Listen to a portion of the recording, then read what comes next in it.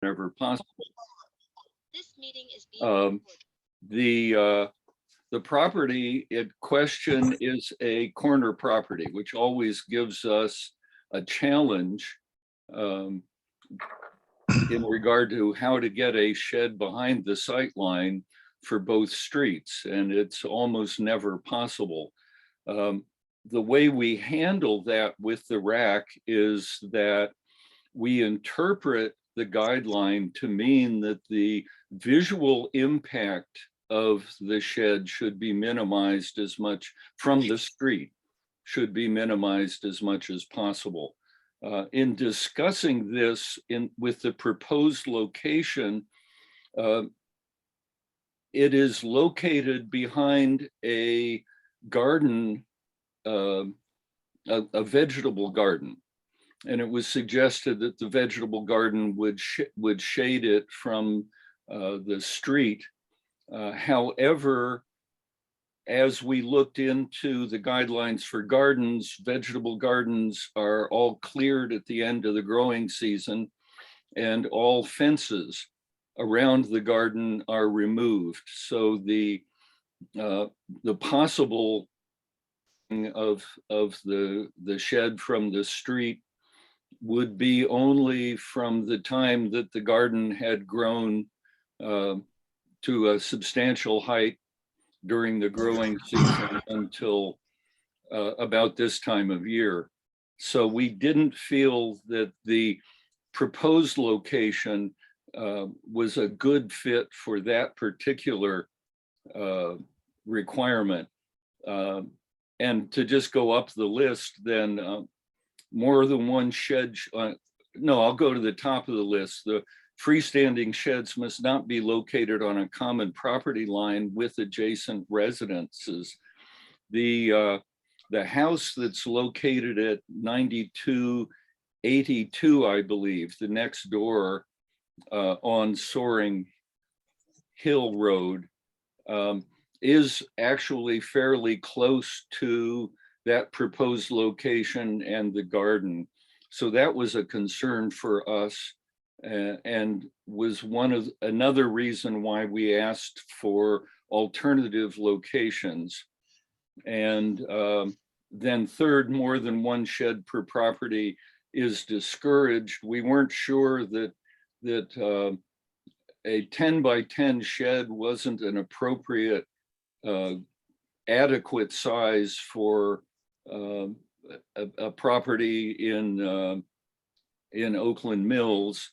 And in fact, it was our thought that the location of the existing shed was a potential alternative location.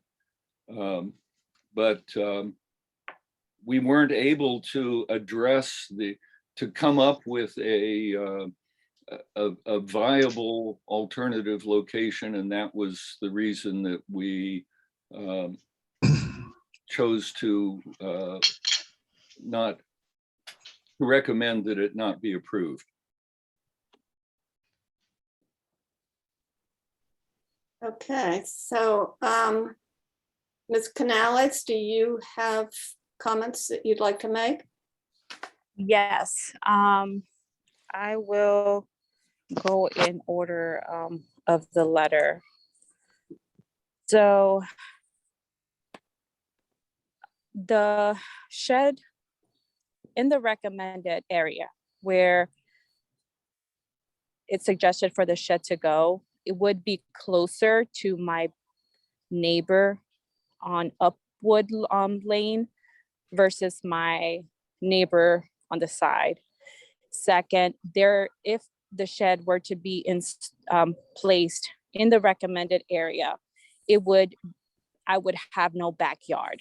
It would be about 10 feet away from the deck.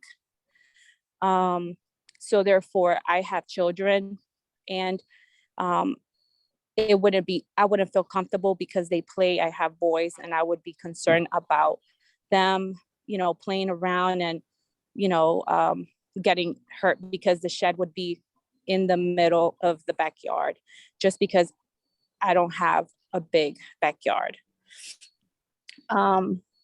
In regards to the gardening, yes, that is coming down. I have my last cucumbers there that are just finishing up. But I did express that I was willing to put, you know, if any recommended bushes or some greenery that, you know, you found, appropriate for to put next to the shed, I was willing to do that. In our meeting, I did express that the reason why I wouldn't have it where the current shed is because in a very near future, hopefully in a few months, I am planning to extend that part of the house, which is the master bedroom. And third, my intentions has never been to keep that shed. Clearly it's not big enough, and my intention was to get the shed so that way I could put everything that I have in there and stuff that I have under my deck in that shed, so it can be, it can be clear. I wouldn't have any stuff other than outdoor furniture on the patio down under the deck. So my intentions has never been to keep that small shed. But that's the reason why I expressed that I wouldn't be able to put the shed against the home, because I am working on getting bits on making an addition, making my master bedroom a bit bigger. So,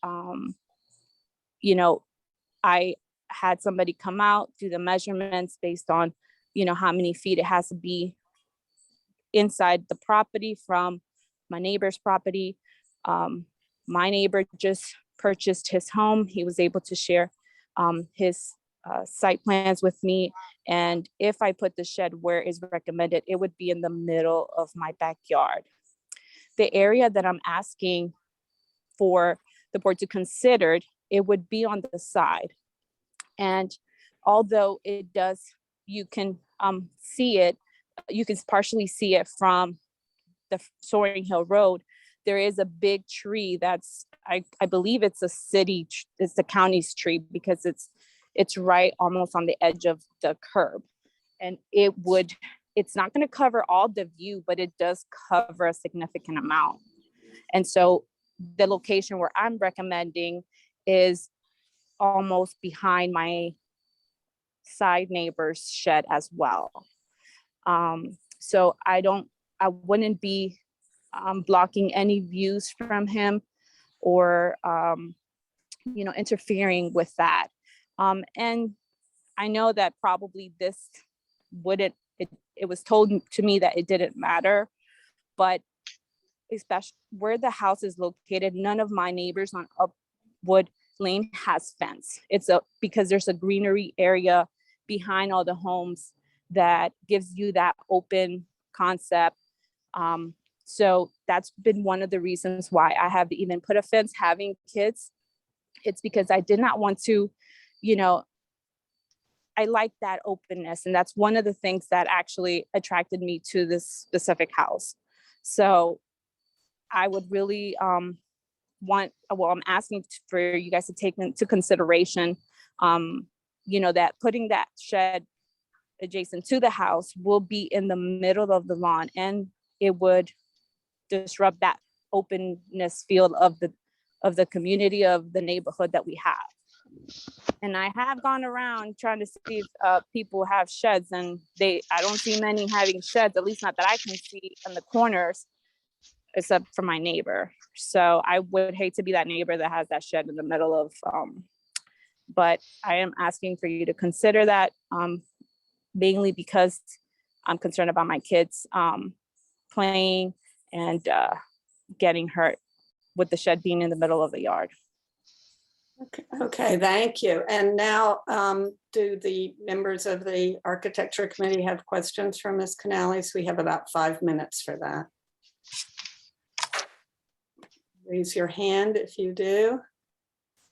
Lynn, this is questions for her, but we'll have our discussion afterwards. Right. Okay. So anybody? Okay, I have a question. I have two questions actually, because I just I heard you saying, I know that one of the recommended locations was the one where the existing shed is sitting. And you said that you didn't want to put it there because that's an ideal location. And as it said in the remarks, in the reasons that were cited, we discourage more than one shed. And you said that you didn't want to keep a shed there because you're considering building an addition. But just last Thursday, we approved that you wanted to re-side your entire house. Is that not a plan now? Or are you not? No, it is. It is. It It's is. just, yes, it's So, just due but- to budget. I can't do everything. But Right, yes. but where's the addition going to go if you have brand new siding? No, it's just extending that side of the house outwards. Okay. Just And a question. I can't visualize how that would work without having to redo the new Oh. siding. So that's just a question.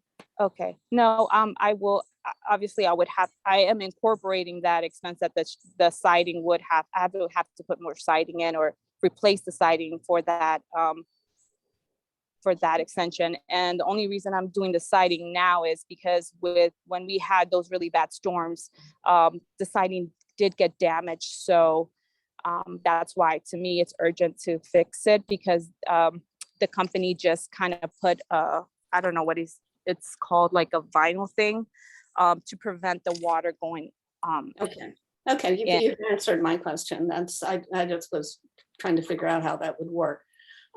So moving along, I don't think there's anybody else here that has any questions for Ms. Canales. Yes, no? Okay, then I'm opening it up for board discussion. This is between the members of the board. Okay, Jonathan?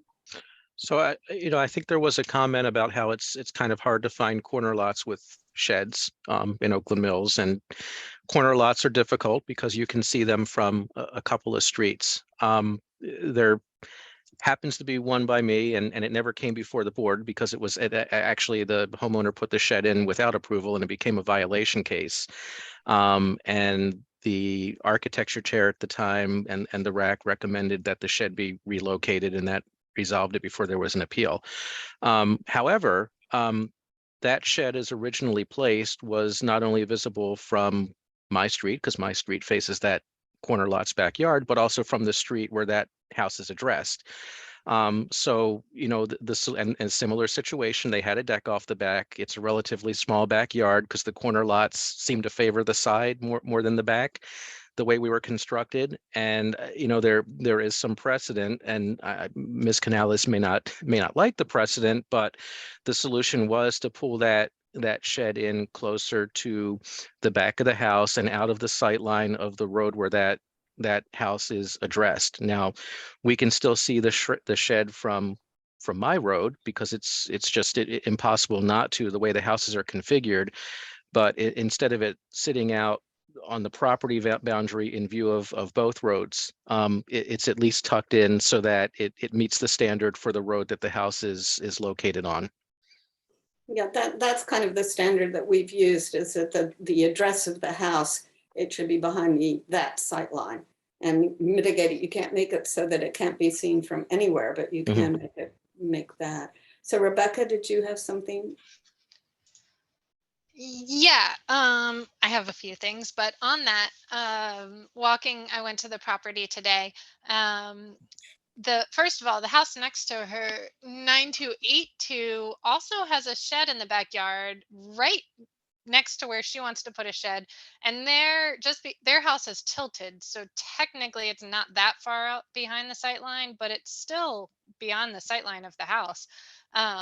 So it seems like there's precedent. As for putting it in the middle of her backyard so that it's behind the house, that seems like a terrible idea, because the whole point of Columbia is to have this big open space. We don't want fences and lines delineating where our properties are. So I wouldn't want a big shed there, blocking her view of open space, but also really breaking up open space. So I like it on the edge. There's trees there. It seems like it would be tucked in amongst the trees. There's a big tree out front blocking it from the street. There's trees on Upwoods Lane there that would be blocking it from that direction. So it seems like visibility wise, that's really the most hidden location, even if it is the most convenient location also. That was the sightlines thing. Yeah, that's it. And Yards Alive is happy to work with her to get some bushes to plant in front of it along a soaring hill, if that's the case, if that would help. Oh, and then the last thing is, while I was walking around the neighborhood trying to pay attention to precedent, she's right, there's not many sheds around there. But paying attention on my street in particular, nobody has a shed behind their house. They're all outside the sight lines. I was looking at them all. So, as far as precedent goes, that's not a thing that we've maintained. Well, that's precedent as to what people do. That doesn't mean that they've been approved. That's the, Yeah, we I know some of standardly- these. we Yeah, I know some of these standardly- people. well, They've we- been approved. Well, we standardly make people, reconsider where they're putting it if it's outside of the sight lines. So we always get that argument from people that, well, I see these things all over Columbia, and all over Columbia, people don't ask to have their external alterations approved. So that's precedent as to, has it been approved, or precedent, do people do it anyway? Sure, at least two of these people I know would definitely have had it approved. They are not the type to go renegade. Okay, so anybody else? Warren, do you have anything that you'd like to add? Yeah, I went by today, and Soaring Hill is, the one thing about it is that's a dead end street there. So there's only like 3 or 4 houses there. So most of the traffic is really through what the other street, I forgot the name of that, but and that would be, it would be further away from the sight lines of that street. It's also, there's from Soaring Hill, there's a bit of a hill on that side, so that hides the shed a little bit as well. So I kind of see that as maybe one of the better places to put the shed on that street, at Miss Canalis's residence. Okay. So if we do make an exception and we say that someone can put a shed outside of the sight lines of the house, we do it as an exception because of an extenuating circumstance. So ideas of what the extenuating circumstances would be. We could do that. I would say not to break up open space, to maintain open sight lines. But that could be almost any property in Columbia, anybody who wanted to have a shed. I don't know. I mean, I think hers is unique because of where she is positioned, where they do have that big grassy area behind that extends to the bike trail, or the pathway system's right there. So when you look out, seeing open space, now open space looks like it extends much farther into her yard, versus if she stuck the shed there, then it would be a pretty hard borderline. And that's not the same everywhere, right? Because some houses back up to other houses. Other houses, that's true. Okay, well, I think I'm going to go ahead and call for a vote if no one else has anything else to say. Mike, if you're there, do you have anything to say? You're muted. You're mute. Just that I think Warren actually gave the exception. And what he did was an analysis of how many people are going to be affected on Soaring Hill versus the court, which Warren, I can't remember the name of it either, and I've been up there 10 times. Upwoods. I think you're thinking of Upwoods. Upwoods. Thank you. That is, Upwoods is right. Yes. more people will see it from Upwoods than would see it from Soaring Hill. But yeah, I don't know if that's a strong enough argument to carry it. But they'll still see it from Upwoods, right? That's true. Yep. Yeah, I mean, If it's located on the that's it. corner of the house, it's within 10 feet then of the court. Yeah, that's the difference. difficulty, is that, you know, if it can be seen from both streets versus if it could be not seen from one of the streets. So that's the issue. Okay, I think I'm going to go ahead and call for a vote. And just so refresh your memory about how this vote goes, that if you vote to uphold the decision, a vote to uphold the decision rather than saying I vote for or against, you vote to uphold the decision of the RAC. So that means you're denying the application for the shed in that location. That doesn't mean that it couldn't be reapplied for in another location at another point, but not in that location. The other alternative is to overturn the decision of the RAC, and that means that you say, yes, that Ms. Canales' shed can go where she would like it to go.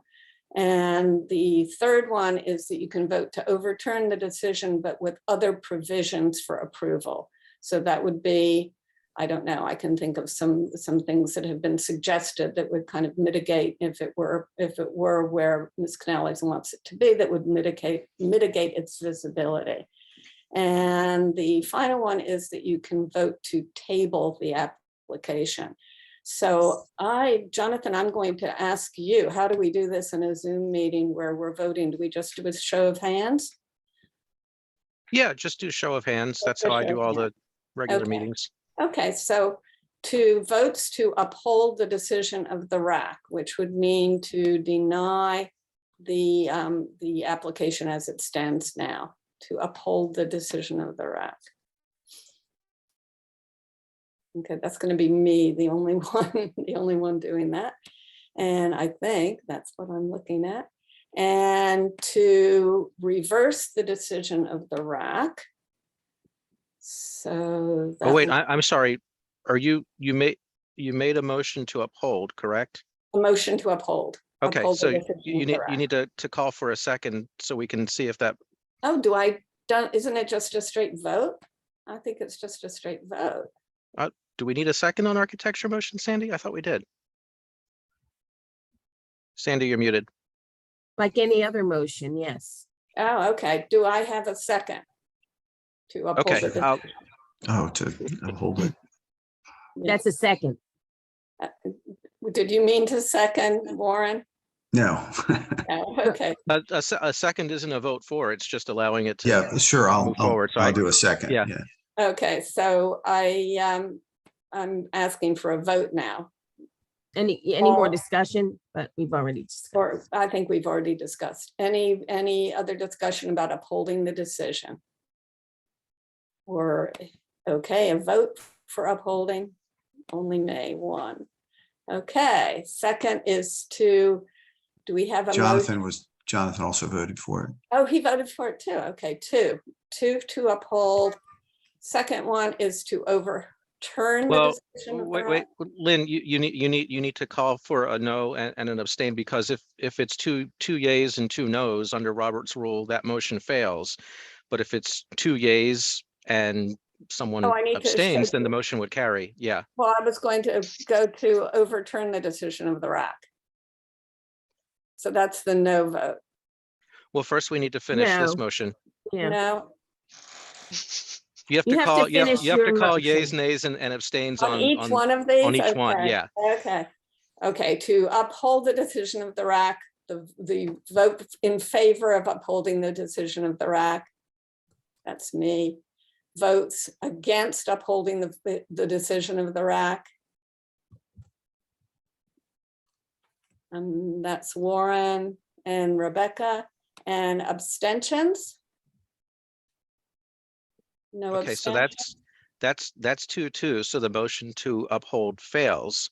So now the options are either Overturn. table or overturn, right? Okay, so do I have a motion to overturn the decision of the RAC? Rebecca moves. Do I have a second? Warren seconds. Okay, all in favor of overturning the decision of the RAC? Is this when we figure out provisions, or this is no No, provision? This is no provisions. You say this, the application goes as submitted. Okay, wait, so then we'll have another round of this voting, but Mhm. overturn with provisions. Yeah, I'm confused. I'm confused too. I don't see how we can keep doing this for each one, because then we each get to vote on each one of these things. We're gonna get nowhere. I think the decision. So as I we can't. recall- We can't. So what we've done now is the motion to uphold failed, right? So we can what we- either What we've done before, Jonathan, is we just say you get to vote to uphold, overturn, or overturn with provisions. You don't get to vote for each one of these. well then since the motion was to uphold and the motion failed, then we've overturned it. It's done. It's done, yeah. Yeah. So that means that the application can stand as it was submitted. Yep. Is that right? I thought No. we were allowed to have some provisions. That's That should another have been vote. included. Well, That's that should have been the motion. So if someone had made a motion to, geez. yeah, Well, I'm But pleading Lynn- ignorance. I didn't Yeah. understand that. Because Lynn said we were gonna vote for either uphold or That's because that's turn the it way, down, or that's the way we've done yeah. it before. We just do all in favor of upholding the decision, and I would say yes. All in favor of overturning. no, the we don't do it like that. decision. That's why I stopped you when you said tried to move on. We have to take the motion as worded and then vote according to the wording of the motion. Yeah, I'm sorry, I don't remember that at all. I remember just voting. I don't remember motions to vote. I remember just voting. But calling for a motion that we now vote, but should we start from the beginning again? I mean, I don't see, because then if you vote to overturn it, then you can't then vote to overturn with provisions. Because we've already done it. Yeah. And you don't even need to vote to overturn, because by having it be a tie for upholding, it's already overturned. So it kind of eliminates all the rest of it, tabling or all the rest. Yeah. So how do we overturn with provisions? Well, it's been overturned, so I'm stumped. Yeah, Amy, do I you have think- any Robert's rules insight? I don't know that you can make then another motion, because you were just voting Yeah, on we just whether did it. you uphold it or you don't uphold it. Hopefully Ms. Canales will have listened to what everyone said tonight about screening and Rebecca's offer. I don't know. Amy, I'm just looking looking. it up. You gotta give me a little bit. I don't even know if there's anything about this. It would be, I mean, we already voted. Does the addition of Ginny to the board No. mean mean No, anything? Ginny Okay, doesn't vote. Okay, because I she just missed the want to make discussion. sure we didn't overlook that if that was the case. Even if Bill came in late, he didn't hear any of the discussion. Bill McCormick is not here. Thanks, That's but right. thank you. Well, without looking it up, I would think that you could vote to overturn the previous motion and then make a new motion, but I don't know for sure. I'd have to look it up. To me, that's what makes the most sense. You So have a based reason. It Based made the on what- most sense. I think what we did, because it would be in person, I think we just wrote on a little slip of paper what it was that what our vote was. And some No, it's people, never No, been. we've always voted. No, it's always that open way. vote. Yeah. oh, I'm Yeah. just, okay. Yeah, actually, may I comment on that? It has been an open vote because I've been yelled at for my vote and so has Okay. other members of the board. So, You don't I want have to take that anyone- pleasure away from anyone. yeah, right. So I know that. Okay, well now, I mean, I guess we've done it, right? I think what Sandy says that we've overturned the decision, on. of Iraq. Hold on. Amy's Still looking it up.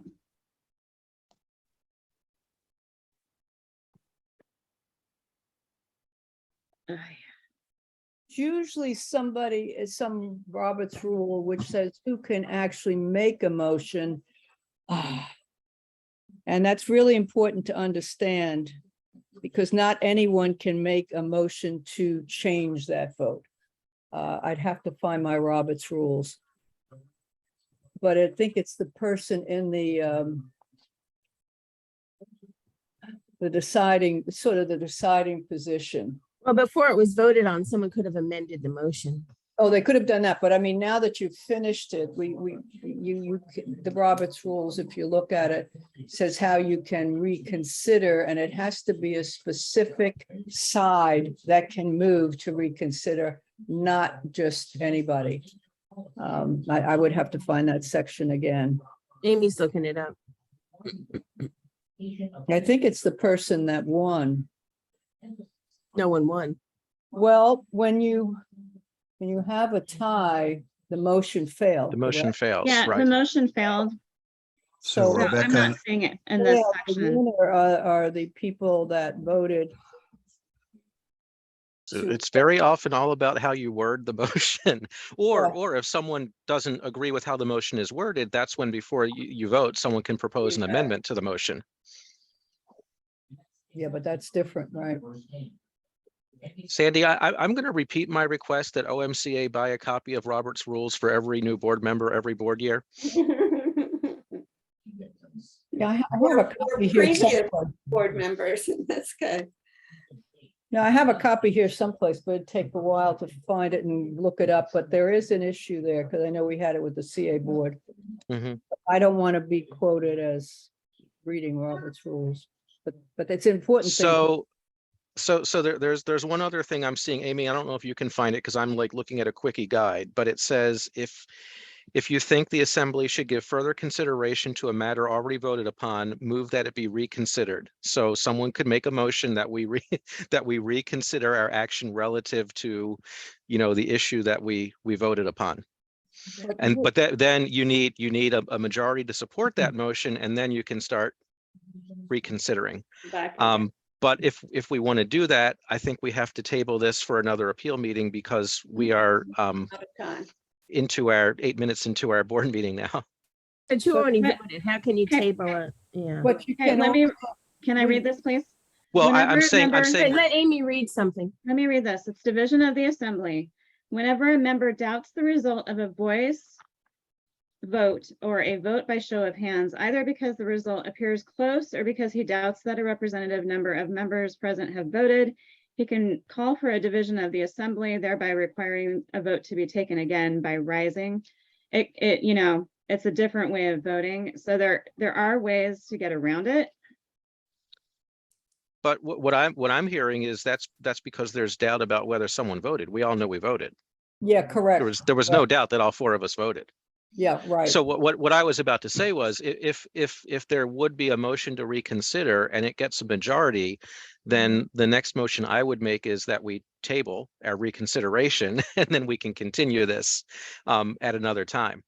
But But seriously, if there's no motion to reconsider with a majority, then the motion to uphold the architecture chair's original decision has already failed. but seriously, guys, look at the section that tells you who can make that motion. All of you cannot do that. Okay, I'll try and find Robert. Well, Well, is- Let's just do it. Can we say, is there a motion to reconsider the vote at a later time? Does anybody want to make that motion? I think we should resolve it today. I do too. It's gonna go in the minutes as, yeah, that if you make a motion, then that'll be in the minutes too. I don't have anything in here. I have to research it online, so. I mean, I don't know what provisions other people might have been thinking about, but I was just thinking about having provisions of planting things along between the shed and Soaring Hill to block the view. I mean, Right, could we but just ask the that's- home? Wait, no, because if that's the decision, it's approved with the provision that screening, plant material or something else be provided. So that's. Yeah, that would be but the could we- decision. Could we If I just do it may. off the books and ask the resident if she's willing to do that and not make it an official provision? No, because then it's not then it's not a provision. It's just kind of a suggestion. With the benefit of Google, I have determined that a motion to reconsider must be taken on the same day. Yeah, And it must be made by a person who was on the prevailing side. Mm-hmm. yeah. I just read Okay, that. so it would have to be Warren or Rebecca. That's And what it I would was have to trying be to, today. that's And what I it was has trying to to be find, David. Thank you. But if we did that, then could we then turn around and add to the options that we're voting for to be overturned with provisions? Well, You'd have the to state that, you'd have to state the motion exactly as you want the provisions, because that's what we would then be voting yay or nay on if we're reconsidering. Right. So if I made a motion to reconsider the vote we just took with the intent of opening up the options to be able to include provisions. Does that Wouldn't make you, sense? wouldn't you just vote first to reconsider and see if you get that vote? Then if it's reconsidered, it's Then back you on make the another next- motion. Then you make. Right, a- it's going to okay. take two, because before you can Exactly. even make another motion on this issue, you have to have a majority saying we're willing to reconsider the motion we already, the vote we already took. Correct. Right, but I don't want to reconsider the motion if I won't then be able to revote on it tonight and achieve the goal of reopening, which was to overturn with provisions. You can do Does that that. make sense? Yeah, make the motion that we reconsider, we vote. And then you then can make the motion that we overturn the RAC decision to approve the application with provisions. Yeah, So you yeah. just do it twice. Okay, we're not gonna say it's 7:15 and we're gonna table this now. That would require a No, vote. let's No. move on. Let's get it Go done. for it. Go Okay, for it, I Rebecca. make the motion to reconsider the RAC application. The Is that vote. good wording? The Reconsider vote, the vote. vote. yes. Okay, all in favor? Wait, you need a Or second. Second. I second it. I second the motion to reconsider the vote. Wait a minute. Were you in the prevailing Oh, side? no, I wasn't. Then Warren, I'll second it. Okay. Then I'll second it. You can't do Okay. it. Okay. now all here vote. Do we want to reconsider the vote? Yes, I'll reconsider the vote. Okay, so we're reconsidering the vote. Now, Rebecca, your motion to, I would like to make a motion to overturn the application, however, have provisions. Is that good? Name No, the that's not right. provisions. No, you're not overturning the application. You're overturning the decision of the architecture chair. Overturning the decision, but placing the provision that the homeowner will provide plant material between the shed and Soaring Hill Road sufficient to screen the shed. So Well, can I have a discussion now of that? Yeah, Because I would please. like another. Well, That's provision. not no, someone needs to second that motion, then there Oh. can be discussion or amendments. So I will second that to keep this moving, and no one better blame me when the board meeting runs late. No, we don't, we're It's fine. good. okay, Warren, Okay, now Warren. discussion. So I would like the other shed to be removed. Hmm. Good point, I agree. Okay, Okay. so you're That's- proposing an amendment. An amendment To to the Rebecca's motion. provision right, to her motion Okay. to add the think- provision to remove the other shed. And I think I have to accept that amendment Yes. to my motion. Yes. I accept. Okay, so Okay. now So discussion. discussion. Do we want the screening material just to be, since we're concerned about both roads, do we want it to be just on Soaring Hill or also to screen it from the other street? Well, from my view, the upwards view was already screened by, there was a holly tree, there were a bunch of other bushes there. Well, but to make sure that it maintains being Oh, screened, that it stays there. that it stays, not just that a plant's put there and then next year dies. That it's That's maintained. fair. I mean, Screening- there's screening there's is- mature stuff there. Screening is maintained. Hmm. Okay. Sure. I'm happy with that amendment. Okay, so I think. You want me to the- read it? Yes. Please. Okay. Thank you. Rebecca made a motion to overturn the decision of the RAC with the provision that plant material between the shed and between the shed and Soaring Hill to screen the shed, with the provision that they maintain screening from current screening from upwards, and that they remove the current shed. That they add screening from Soaring Hill. Yes, that and was the first thing I maintain- said. okay, Yeah. good. Okay, so that's the motion. And do we have a second for Rebecca's motion? I second. Warren seconds it. Okay, all in favor? Can I just make a point of clarification? Sure. We are not overturning a decision of the RAC. The RAC is a recommending body. We're overturning a decision My of decision. the officer, the architecture Okay. chair. Okay. Thank you. Okay, all voting in favor? Of that we have That's discussed. the new motion. There. Okay, so it's Warren, Rebecca, and Jonathan. Okay, all those opposed, that would be me. I don't want to overturn my own decision. And all abstaining? None. So that's 3-1-0. Can I just make sure Mrs. Canals understands all this? Because Sure. Yes, I sure Before she do. leaves. Pretend you do. In the interest of time, can I request that Mike continue to work with her offline on clarifying the decision? Yeah, It's that's okay. good. I understand. I understand. But Okay. yes, I can have a conversation with Mike if needed on the side, but I understand what was said today. Okay, thank you. Yep, and I'll follow up on that. Thank you. Okay, and so happily, the meeting of the Architecture Committee is now adjourned at 7:18. To rearrange my squares. I started the recording.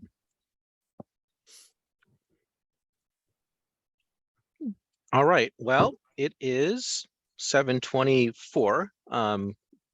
And since we're all back, we'll bring the regular meeting of the Oakland Mills Community Association Village Board to order. Just for the record, the scheduled start of this meeting was 7 p.m., but it was delayed until 7:24 due to an architecture committee appeal hearing that ran over a bit. So we'll get underway a little bit late this evening. Good evening, everyone. All right, first order of business is to approve the minutes from our September 27th, 2022 board meeting. Is there a motion to approve? I see a motion from Warren. Is there a second to that motion? I see a moved. second from Ginny. Is there any discussion of that motion? Okay, all in favor of approving the minutes from September 27th? 400. Okay, next is approval of the agenda for tonight's board meeting. Is there a motion to approve tonight's agenda? Okay, motion from Warren. Is there a second? Second from everyone. I saw Lynn first, so I'll give it to Lynn. Any discussion of tonight's agenda? All right, all in favor of approving?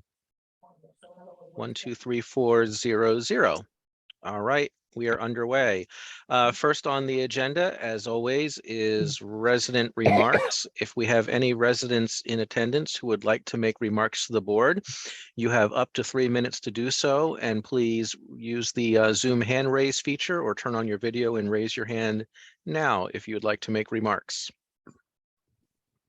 Going once, going twice. No resident remarks. All right, we're going to move right into old business. Excuse me. So I think as I shared in an email, by the way, our only old business item is an update on the Howard County Public School System Capital Improvement Program. A lot of people turned out for the hearing at the Board of Education. I think something like 40 people testified, 10 of them were students. The vast majority were testifying about Oakland Mills High School, which was nice to see. The first student to testify, ironically, had the same last name I did. I mean, who would have thought? What a coincidence. But anyway, so the Board of Education met last week to have their work session on the capital improvement program. And long story short, they did not adopt what the superintendent was proposing. They actually, in the motion that carried, reinforced that their priorities are their priorities, and they restated their priorities. Number one priority is the funding for high school 13, which is kind of a no-brainer because the school is mostly built, so they have to keep funding that to complete the school. Once the, because everything is funded on a fiscal year by fiscal year basis, once the money starts flowing, they have to keep it flowing to complete the project. The number two project, or really the number one new project that hasn't started yet, would be the renovation to Oakland Mills Middle School. After the renovation to Oakland Mills Middle School is, hang on, let me make sure I have this right because they made some changes along the way. Just a second. I meant to have this document up, and then in all the excitement over the architecture meeting, I closed a bunch of stuff to open other documents. Give me just a sec.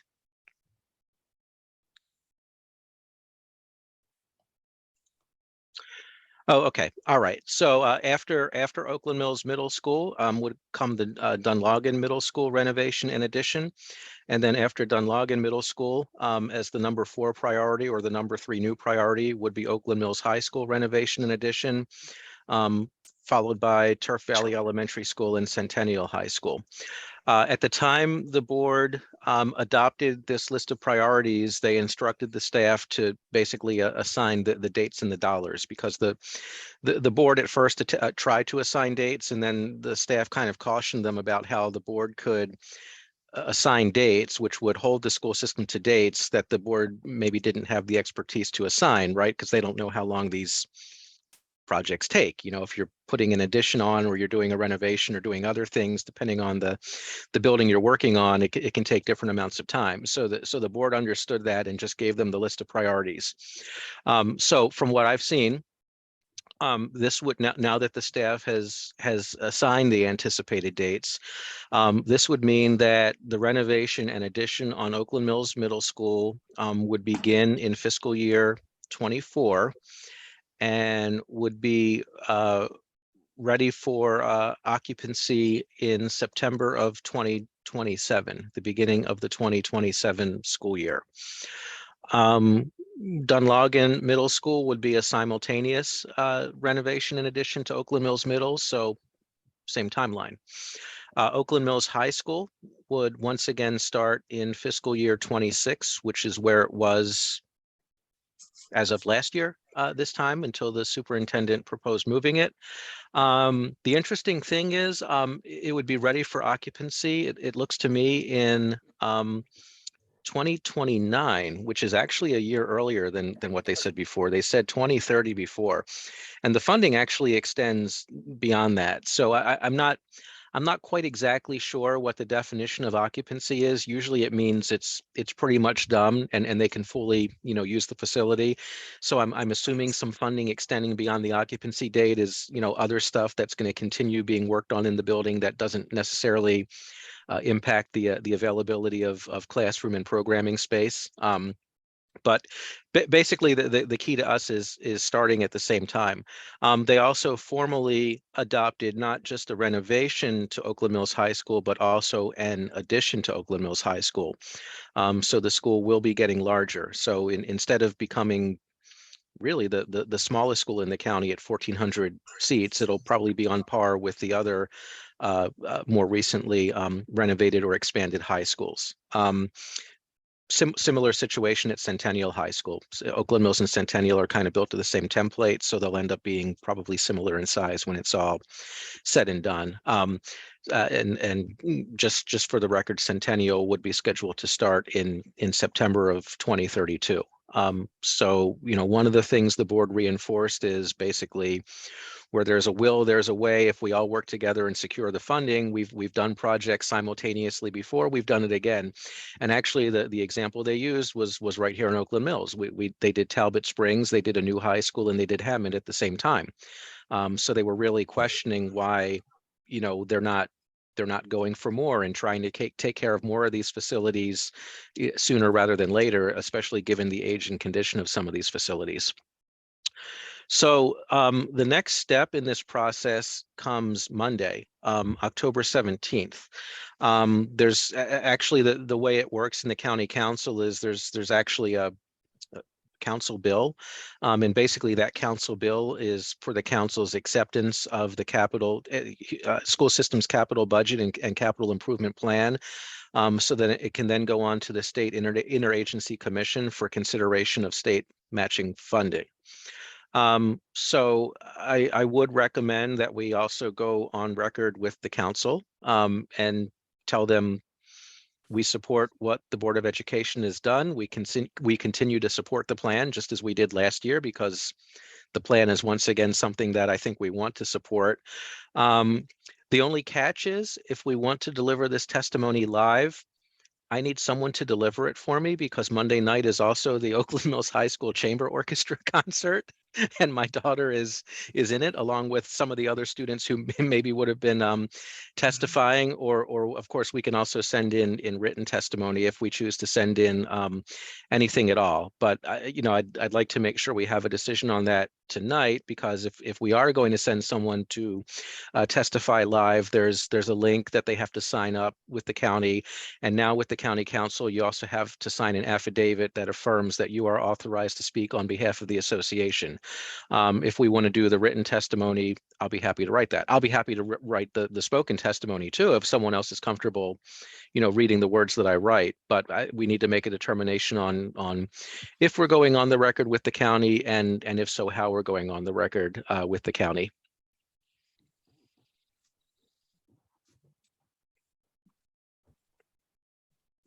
Any discussion? Any thoughts? Anything? And it's really strange because they changed that hearing Monday to 6 p.m., which just coincidentally is the exact same time this concert starts. Because they didn't want Oakland Mills residents coming to the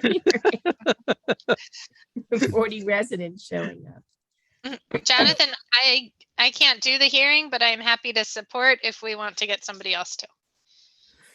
Okay.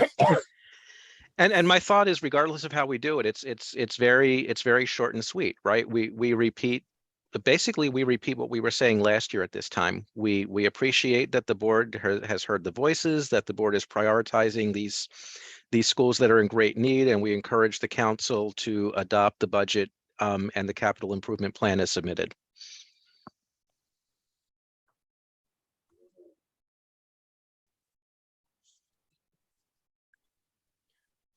All right, lacking anyone jumping up and shouting, I'll do it.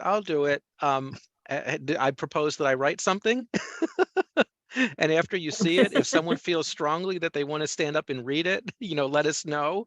And we'll make sure you get signed up. But otherwise, I'll be I'll be submitting that. I mean, I'm I'm almost willing to take the risk and just sign up and hope that I can like pop out during an intermission or something like that. But I feel like it would be worse to be signed up and called and then not be there Right. than just not be there Yeah. at all and send it in writing.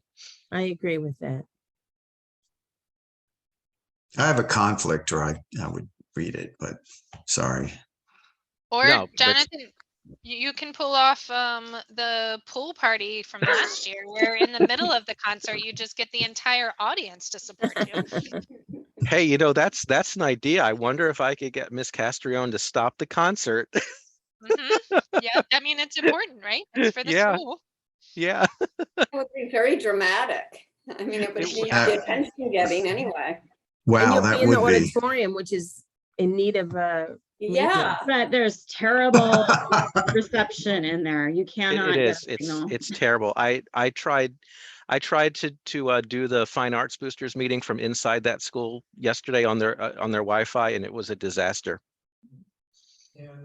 Which may send enough of a message, like it's Even- it's 2022 and I can't even testify from inside the school building. Yeah, But even outside the school building, when I park to pick up my daughter in the little back parking lot, I can't get reception out there either on my no, cell phone.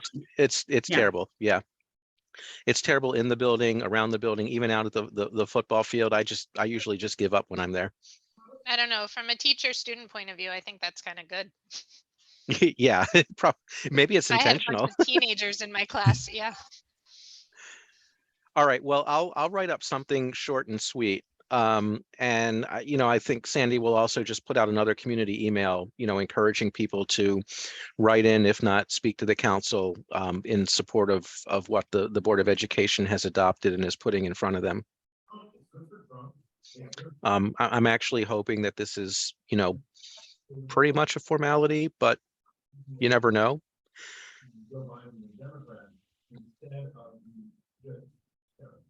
All right. Any questions on that? So Jonathan, how will we have to do this battle again next year? Of course we will. We will have to do this until the funding starts and like walls are getting knocked out of both of these buildings. And I'm actually kind of glad it's renovation and addition, because that requires knocking out walls. And once they knock a hole in the building, it's pretty tough to stop the construction. This is true. So This is it's true. to me, Well, it's very John- similar to Talbot Springs. I think the thing I said about Talbot Springs is, we can let up when we see it like a big hole in the ground and cinder blocks getting put together for a foundation. When it comes to the middle school and the high school, I think we can let up when we see a hole get knocked into one of the walls so they can start putting the addition on. Hey, Jonathan, if that's all it takes, let's go over there with our sledgehammers. We can do that in an hour, okay? Well, my comment to someone was, the condition of these two buildings, we might be able to lean against one of the walls and get the project started. Whatever. We it shouldn't takes. we shouldn't laugh about that. My children go to these schools. Well, no, And this by is- the way, we'll benefit from absolutely none of this. I looked at the timeline, is like, well, I knew my older daughter will never benefit, but basically my younger one will, if everything goes on time, will be there when they make a whole mess of the middle school, and make life difficult for the kids who are there. And then the same thing will happen to her at the high school, and then she will graduate, and the class coming in, the freshman class coming in after she graduates, will have this like pristine new high school. So just in case anyone's thought, is he doing that for selfish reasons? No. We'll have something nicer to look out from the outside, but we won't be there anymore. I think that was one of the most powerful things with the kids who, with Yes. the kids who testified, was that they said, I'm not doing this for myself. I'm never going to see it. It's not even for my siblings. They won't see it. That Yeah. was pretty powerful. Yeah, a lot of them said that, and some of them even made the point to say that 2026 versus 2033 isn't going to matter for me either way. But if I can save this many more classes of kids from this experience, I'm here for it. I'm sticking with it. All right, I will write something up, as well as draft the usual community message, and we will go on record with the county council. But yeah, to reinforce the answer to your question, Warren, no, we can't let up.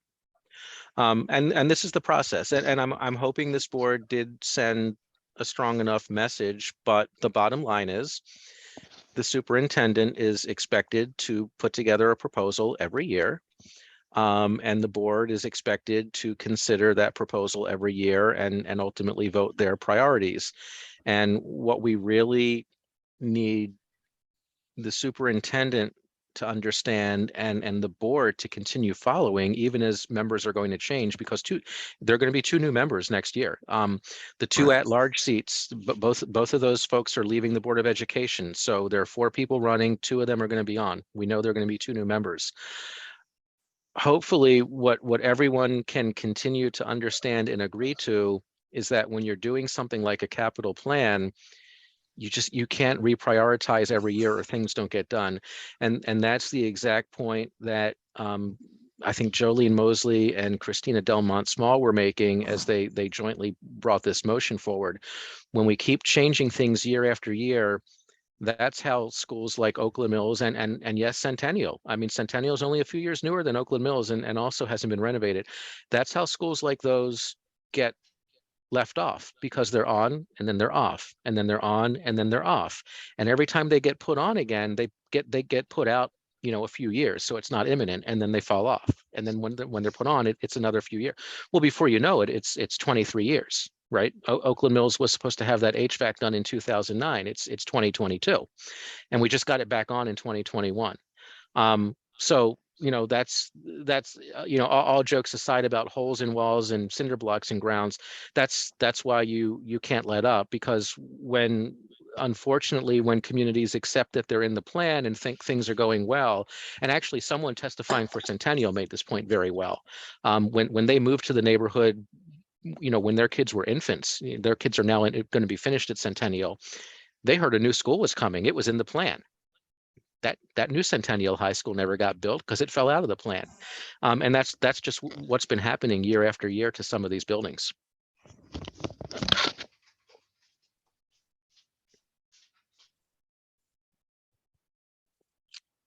All right. Anything else on that one? Okay. Well, there's no new business. I guess we're on to the board chair report. What else do I have to report? I don't know if I have anything else to report. Updates about the property, the village center? Oh, well, I think I gave some at the last meeting. We still haven't heard officially from Klein about what's going into the NYC pizza, but there have been signs and other things.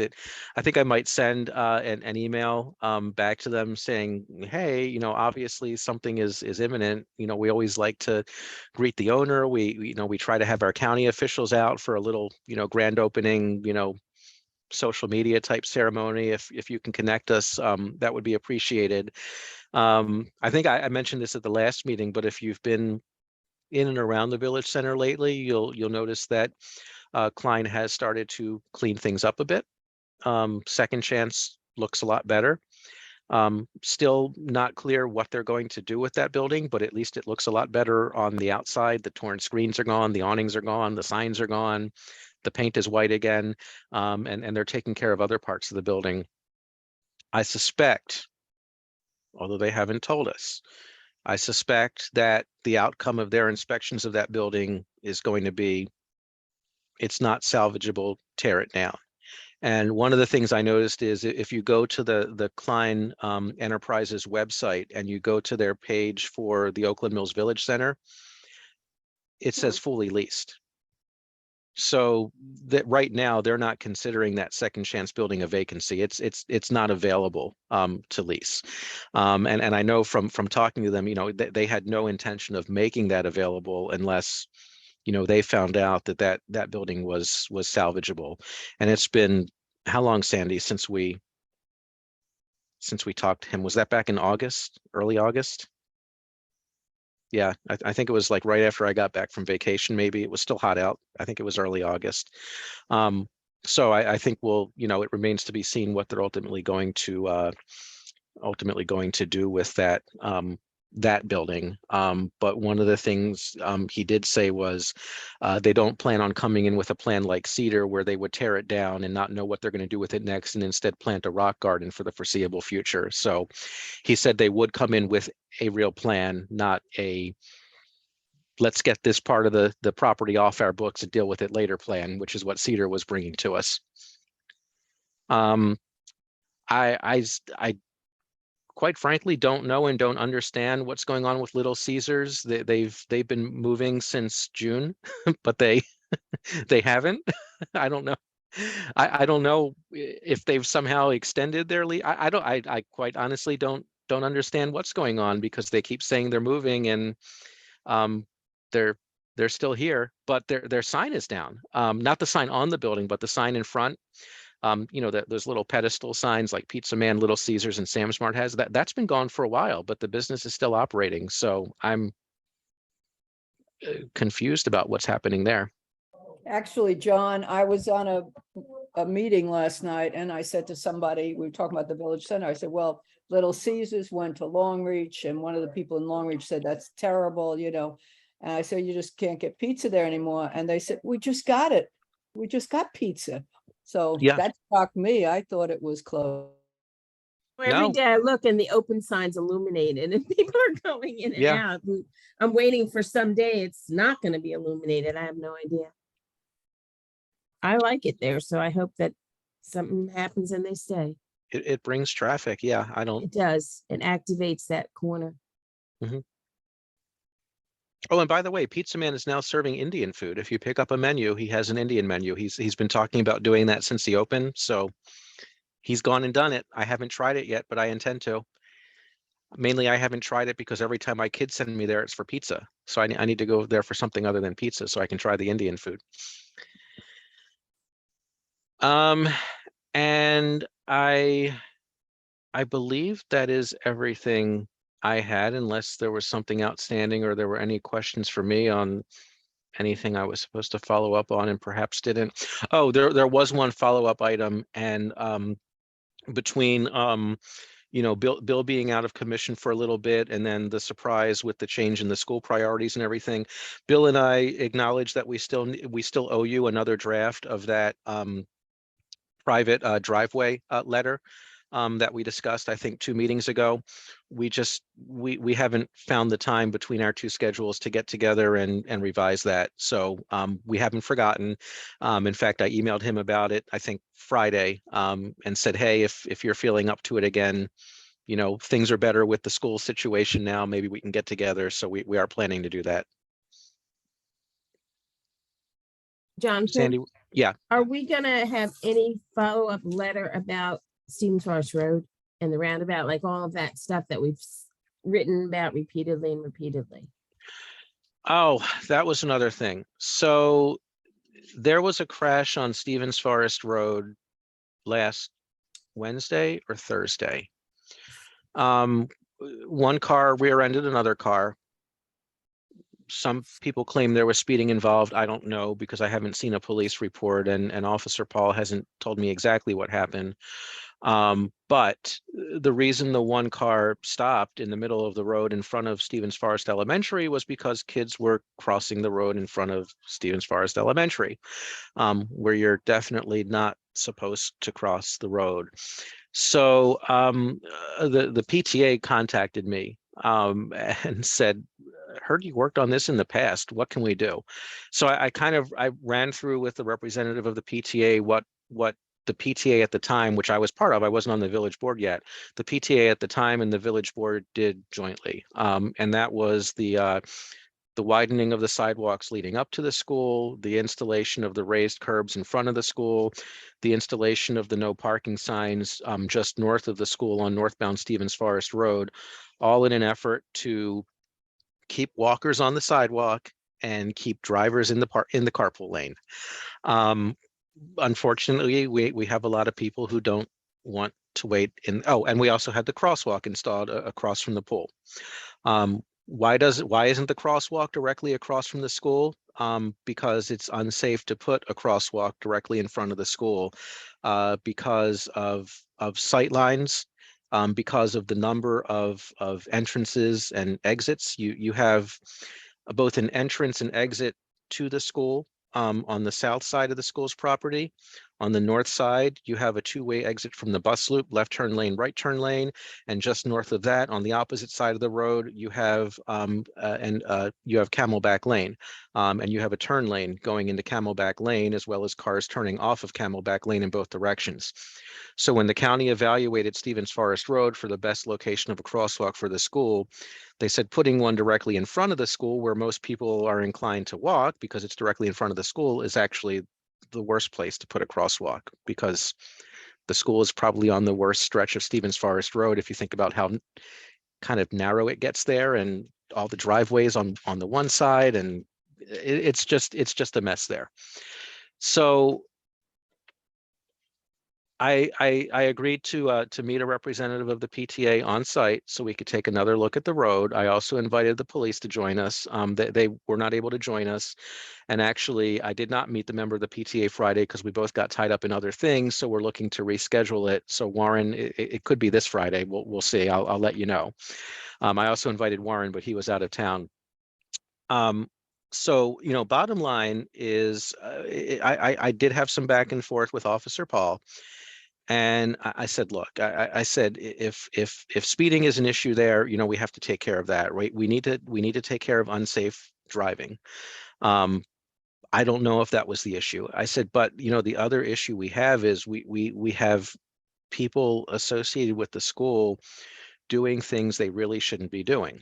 On the northbound side, people completely ignore those no stopping, no standing signs, and they pull up right along the path there that goes down to the tunnel, and they block northbound traffic, to get their kids, which means the northbound traffic swerves over into the southbound lane.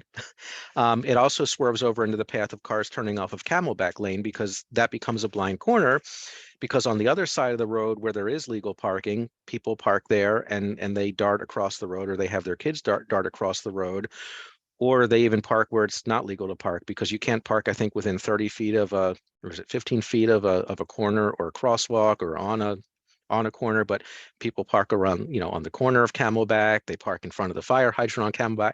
They're just people in cars darting all over the place there at drop off and at dismissal.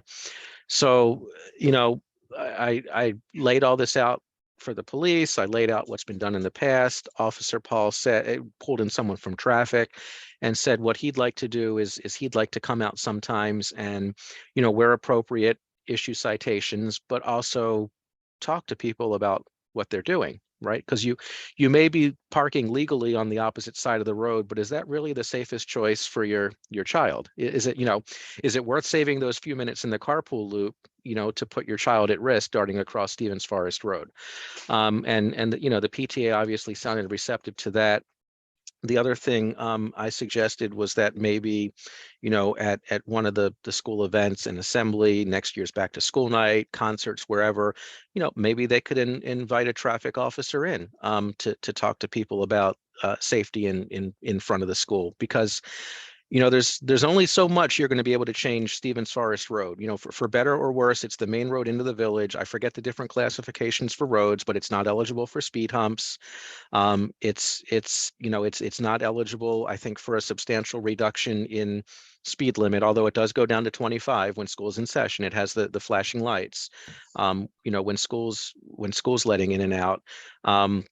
There's really nothing you can do to that stretch of road in front of the school, because the school's there. The houses are right up on the road. Camelback Lane is there. There's no widening or reconfiguring lanes or anything that could really happen there to improve the situation. All of that was looked at. So some of it might be an education effort, and some of it might even be occasional enforcement efforts to remind people that the signs are, the signs are there for a reason. You don't park on a corner for a reason. You don't obstruct the view for a reason.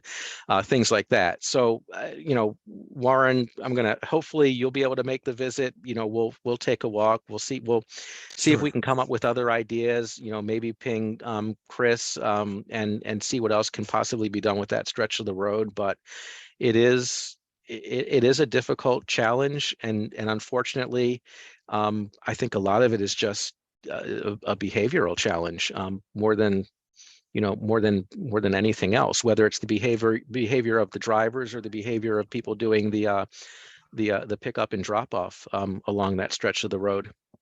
I agree. I think that's a habit that they do now, and Yeah. they do it regularly. Every time I've seen it, they're dropping kids off there, and it's very unsafe. So, that's the end of Camelback Lane I live off of. So that's the end of Camelback Lane that I go to turn left or right on Stevens Forest Road. And 3:20 to 3:45 in the afternoon, if you're in a car coming out of that side of Camelback Lane, you're taking your life in your hands, because you don't know who's doing what around you. You can't see, because usually people are parked right up to the corner. So you're pulling out blind if you're trying to make a left turn. As you're looking one way, there could very well be someone darting across the street, right next to your car. Sure. I don't go there. I go all the way around to the four-way stop if I have to Yeah. get out of my part of the neighborhood when that well, school is dismissing.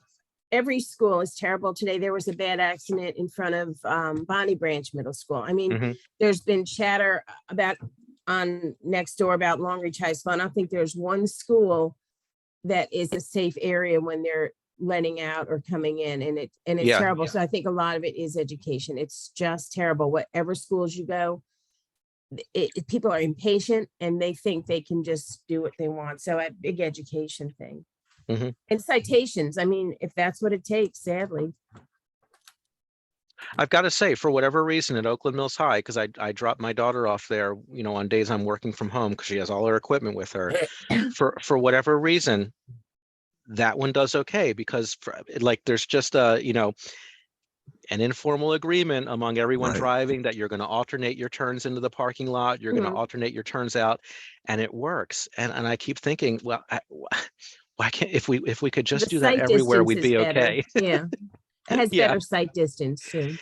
It does have better sight distance, but I've had the experience at Stevens Forest. If you need to turn left into that school during pickup, forget it. No one's letting you in there. You need to turn left into Oakland Mills, everyone alternates. It's just there's like a different culture, and I don't know why, because it's the same school cluster. The same parents who are doing Yeah. that. Yeah. Rebecca's had her hand up for a while. Oh, just from earlier hold on. Oh, there we go. Just from earlier when you said there's nothing to be done, and I'm sure Warren's already said it because it's kind of one of the main things that we've just been talking with Chrissy Toff about, is you said we can't widen the road, but that would be the wrong direction. We need to narrow Stevens Forest so people drive safer. It feels really wide and open and straight, and people can just fly through, especially that section past the school. So narrowing the road is counterintuitive, but it slows people down. Well, no, I agree, but that's its narrower point. So one of the things that was considered before was if people are just going to stop anyway, just create a pullout on Stevens Forest Road so they have a place to go. But that wasn't a feasible thing to do. But no, actually, that stretch of Stevens Forest Road, it only has the 2 lanes in front of the school. There's no shoulder on the northbound side, so it's, other than taking away like the residents parking on the other side, it's as narrow as it can be. No, that's not that. I don't mean changing the lanes, but those lanes, I was just biking it this morning. Those lanes are really wide. Oh, And I got so you. can Okay. narrow the lanes, and then it So you do feels like more the thicker paint optical illusion thing? Yeah, exactly. Yeah, I like that. Yeah. Mhm. Yeah, I like that idea. Another thing I suggested to the PTA, but I think we would have to, make sure this is okay with the neighbors across the street from the school.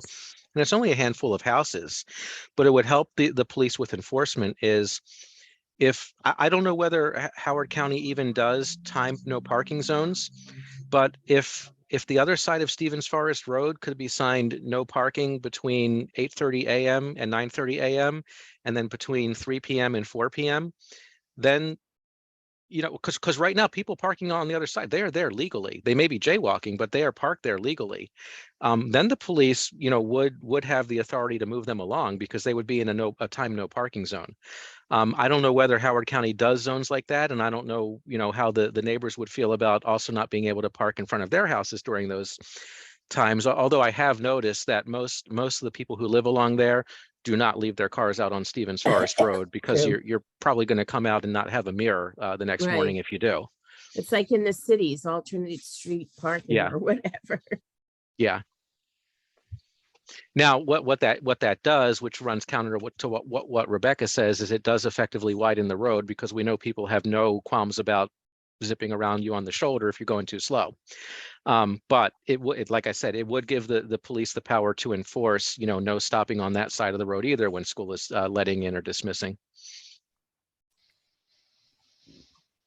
Lynn? Yeah, I don't know if this comes under the same issue of car pooling, but one thing I've noticed is very unsafe is that kids are not given good instructions about where do they cross, how do they cross. There are a lot of kids who are just running across the street, a whole group of them, and up and down Stevens Forest Road. In front of my street, they run across. On Kilimanjaro, they do. So if there were any kind of an education program that was going to be sponsored by the PTA to tell parents about, hey, what about observing some common sense rules about drop off? How about, instructing kids as to the safe way to Yeah. cross the street? And the school does put out information. They even put out maps, showing you where the safe crossing points are. And that's why I was saying, I wonder if like actually having the police in, at a school event, carve part of that out for like a safety session with the police and have people hear it directly, if that would work. Because a lot of that stuff just, well, it's all email now. It's not even coming home on paper. I was going to say it gets tossed. That was the old way. Now it just doesn't get read. It's one of a dozen emails from the school every week. It just gets deleted. And just crossing the street, looking at their phones, Yeah. I mean, it's hazardous. Yeah. Yep, you're right. Yep. So now I went a lot longer with my remarks than I thought I would. But yeah, Warren, that I meant to email you, and this weekend got busy. That meeting Friday didn't happen. So when we reschedule it, I'll let you know what the guy from the PTA can do. But I saw him at the 50th celebration Saturday, and he said maybe the end of this week would work out for him, because he's actually a police officer in a neighboring jurisdiction, so he doesn't get to work from home. He has to be in the field in another jurisdiction. So I'm kind of, trying to do it around his schedule and his availability. Oh, so he would probably have some good ideas. Well, that's exactly why I wanted to meet him. I said, Sure. I mean, he's not traffic, but I said, hey, like, let's walk this together, because I'd like to get your police perspective on this, and ours too, if they can join us. But they weren't going to be able to join us Friday, although Officer Paul did give a thorough response with some ideas, and I do appreciate what he was saying. So, we're going to follow up with him as well. So that would be what time Friday morning? It would probably be Friday afternoon around 3 again, just like it was supposed to be this past Friday, but I need to firm it up. Okay. Oh, that was in the afternoon? Okay. Yeah, the idea was to meet out there, before dismissal starts, to sort of look at the road when things are calm, and then look at how it starts to look at how the craziness starts to build, between 3 and when those bells ring at 3:30. No, do they have the same problem in the afternoon with the pickup as they do? Do kids run across the street? Oh yeah. The other way as well? Okay. Yeah. In fact, I mean, my experience walking my kids there is, with the exception of rainy days, it always seemed worse in the afternoon than it did in the morning. Really? Because, in the morning, people kind of trickle in because there's a window where you can drop off your kids. In the That's true. afternoon, that bell rings and they all come out at once. Sure. So everyone gets there at the same time to pick them up. Sure. That's when the floodgate opens. Yeah. Right. Yes. Yeah. Okay. Sure. I can easily do that. Okay. Sounds good. That'd be great. Ginny? Is there any news on the Stevens Forest roundabout? Anything new on that? No, that's what actually Sandy was originally asking about. I sent Chris, I think I copied you, Warren, didn't I? I sent Chris a follow-up from our board meeting, because we hadn't, he definitely had some good ideas for up at Kilimanjaro. Right. Following up to ask, like, oh, how's that going? When might we see something? And I was hoping that he would reply, and then we could kind of expand the conversation into other parts of Stevens Forest Road. But he hasn't gotten back to me on that yet. So we've We haven't even heard anything back, since he told us what he had in the works for Kilimanjaro and Stevens Forest Road. Yeah, okay. Well, I had heard some landscaper's truck when he left somebody's house on off in Farewell got hit. He was in the circle and somebody's coming fast from the village center and, gotta be alert over there. Yeah. Yeah. Okay.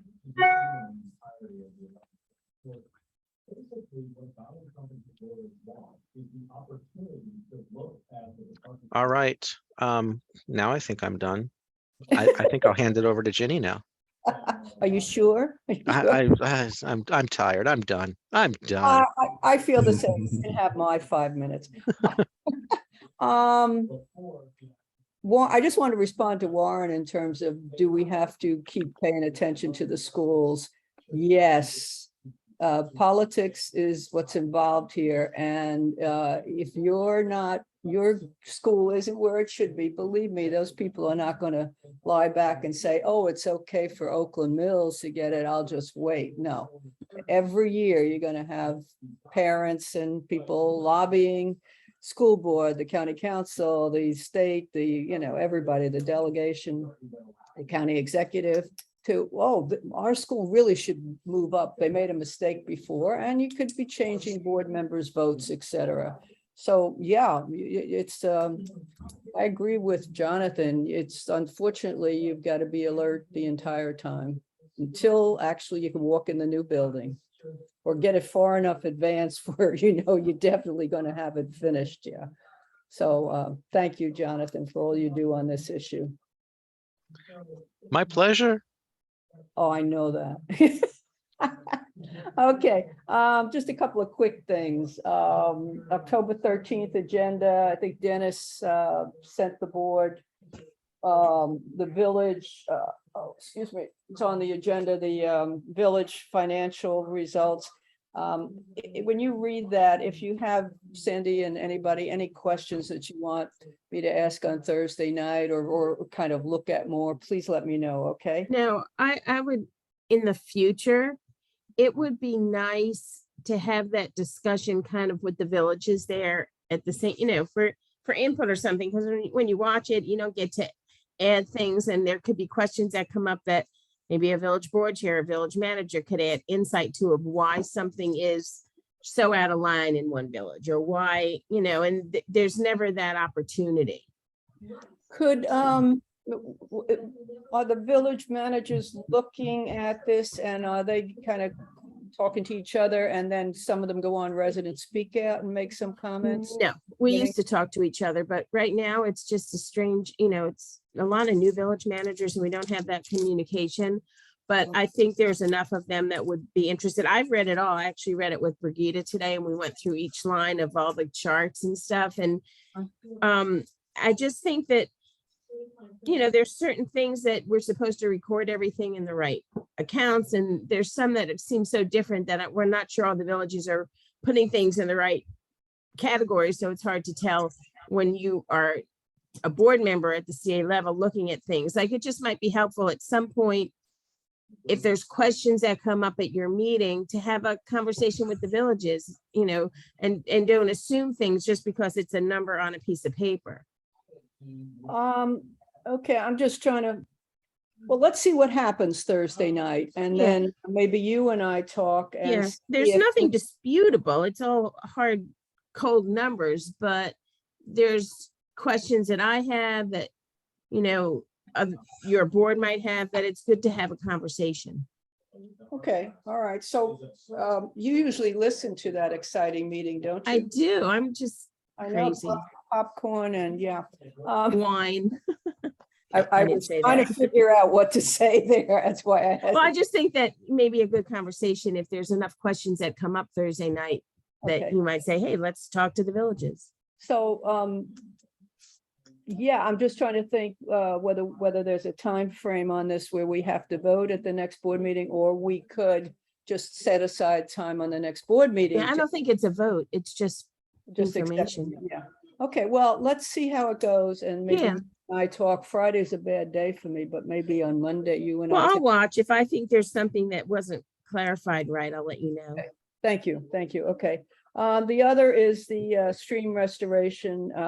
What I would really like, those of you that care about this issue, is to just look at the flow chart in the package and just give me some feedback or listen to that part of the meeting. I know there's going to be a lot of residents speak out for and against.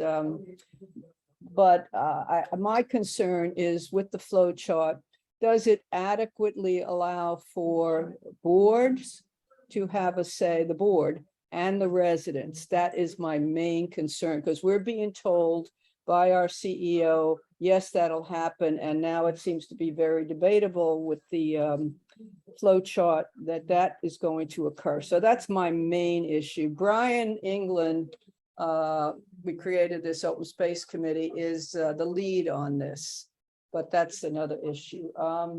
Any pre-filed or state legislation that you know about that you think we should be tracking? We don't get too much on the list, so if you have something in particular, let me know, please. Okay. The other thing is the survey that we did. There were 300 respondents, and you can read the whole 2 pages. But mainly what people were saying is again, keep in mind, 300 people. Aquatics facilities, open space and pathways, Bill should be on the call now, continue to be some of the most valued assets we provide for our community. That's top of the list. That's been consistent. Then the most common sentiment was to invest in facilities we do have and maintain our green space. But they really don't want us to invest in new facilities, except for pickleball courts. So you can imagine how many people that play pickleball fill this one out. And so I think that's basically some of the things that were occurring. Hey, hi, Jimmy, it's Sherry Barrett. Oh, boy, sorry about that. So late. She's muted.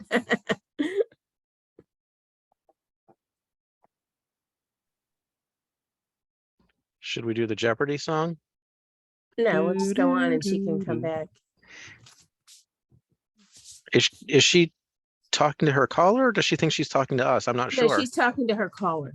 Okay. No, I'm not talking to the caller. It's the answering machine, and I just was trying to cut off some of that. Was Sherry on the CA board from King's Contrivances returning my call. Okay, so the survey, another issue, and we're not calling them tot lots, but Eric and I feel, as you know, very strongly about what we're going to probably want to wind up calling more or less play areas, because you get this debate about tot lots versus playgrounds, et cetera.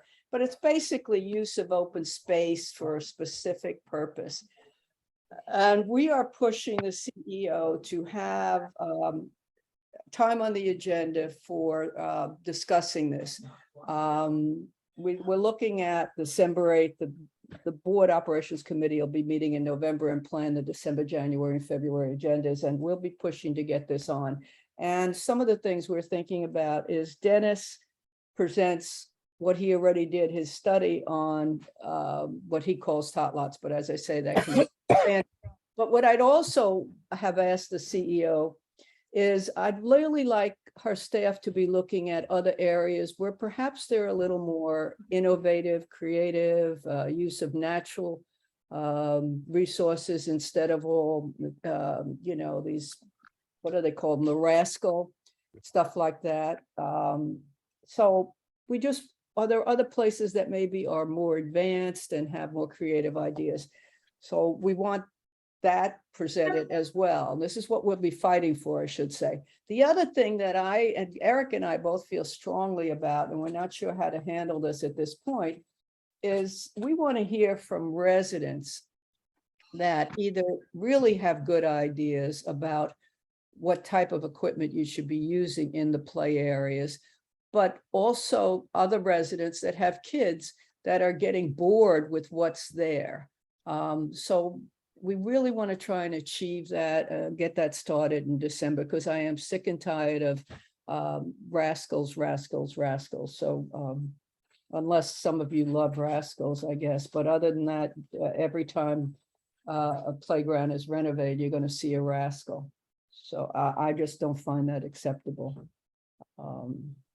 So if any of you have an idea of how we should handle that so that we guarantee residents' involvement, a more creative, innovative approach to the whole thing. And it may or may not cost more or less, but certainly environmentally a little bit more friendlier than what we're using now. That's just my 2 cents. The budget's coming up and you just went over the survey.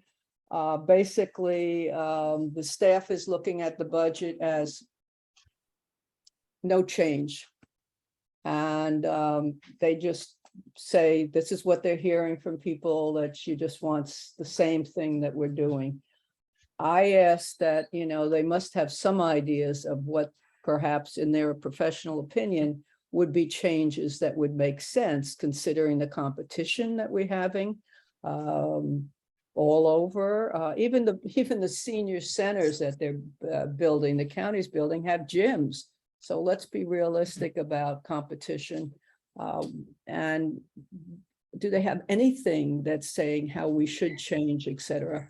So I don't know if we're going to get that or not, quite frankly. But if you guys have any ideas, there's still a debate about whether to raise the assessments. And that depending on the budget, if the staff comes in with a budget that we can't meet it based on the revenue from the assessments and other revenue, they're going to recommend, we'll see, a higher rate. And then we've got to decide what to cut, et cetera, or go along with it. And that's about it. So any comments you have, I'd appreciate. And if there's anything else we should be working on, we're looking at the ethics thing for, again, and the packet has about 80 pages on that. Okay, see ya. Everybody say good night to Chuck. No, Good night, Chuck. Good night, Chuck. Good night, Chuck. Say good night to me because I'm falling asleep. Yeah, Night, Sandy. thank you. That's really exciting, isn't it? Sandy? All I'm right. just tired. You know, I am too. I am too. Too many meetings every night. Okay, that's about it. Anything you guys have that we're not doing or should be doing or whatever? Jenny, Yeah, Rebecca. do I understand that there is no official tot lot program, how pilot of reassessing that's done? Nobody's working on that anymore? Or it never started? You're asking, is there a tot lot policy that's been approved? You're absolutely correct. And that was quite debatable. We were being told there was a tot lot policy and we had that little debate, and there is not. There was a proposal. It was under the discussion part of the CA agenda, yeah, what, 2 years ago or something? And Dennis had done all the work that he actually presented to the Oakland Mills Village Board. I think he added some more. But he presented to the CA board. It was a discussion. It was not voted on. And that is absolutely fact. So I'm tired of hearing we have a tot lot policy. It got very complicated there, but we don't. We don't have a playground policy. So Eric and I are saying, well, why just rubber stamp whatever they have? Let's look at something different. And let's look at it as a play area in a specific section. You may have one area when you allow for diversity where they simply want one thing because of their community really likes to do something else, okay? And in their neighborhood, that section, they want something else, where another neighborhood really wants an entirely different thing, depending on the composition of the neighborhood. So we'd like to allow for that flexibility. I know that's not simple, but choices. And you also have to consider all the surrounding options that you have that Rouse didn't have when they approved and built 170 tot lots. You know, Blandair Park alone, the schools that have playgrounds and tot lots. in it, or basketball courts. None of that was here, so you use the tot lots, but are some of them obsolete, quite frankly? Are there better uses for them? And we just don't seem to, the staff's just saying, well, you approved that and that's it. And we're saying, no, we didn't. So everybody now agrees, no, we didn't. And it's a matter of, do we want to do something more creative? I hope we do. I hope the residents do, and I hope they'll get involved and So look at then- other areas. Yeah, so I think we're in agreement on that. So then how do we get that policy created, or how do we start moving on that? And then the other question is about how many tot lots get redone. How many of these rascals are we buying every year? It depends on the budget. I think and it depends on the needs in the tot lot. I could check that out, but trying to think, this year we got, I think, 5 or 7 tot lots in the budget for 511 grand. About 87,000 per tot lot. I know the one was scheduled for a rascal and we killed that. That was the 6-pen tot lot. So I'm not sure how many others. I can check. It all depends on what's the need in that tot lot, and also the budget as to how many tot lots you can actually do. So then the first part was, how do we get that discussion restarted to get actual tot lot guideline actually voted on? That's exactly what Eric's the chair, and I are talking about with this Lakey, and we want it on the agenda for December, whatever that date is, board meeting. We want, December 8th, or 15th. No, December 8th. We want that as a major agenda item so that people can get involved. We can then send, they should look at the existing tot lot work done by staff, not policy, but the work done that Dennis will be presenting, and critique that. People have ideas about what you and Lynn have ideas on what would be better and more natural for the environment. So that's how we'll just go about it, is having that, and maybe get some speakers from other areas that have done something, I hate to say better, but better, more innovative than what I think we're doing. I don't mean we're doing a terrible job. I think we can do better. And then residents respond to that, and that's on the discussion part of the agenda. Then we see, maybe what I would love is to set up a committee of residents, some board members and staff, to then, based on that, come up with some proposals. See, I think the residents especially need to be involved in this. And some of it's an environmental issue where some of the tot lots are located. They're too close to a stream, the stream's flooding, etc. You got issues like that. So should they continue to be a tot lot and you're going to spend a lot of money, is it worth it? Is there some better thing for that particular area? They could be natural pools.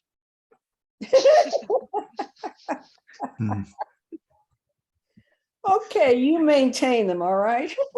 And you get the lifeguards.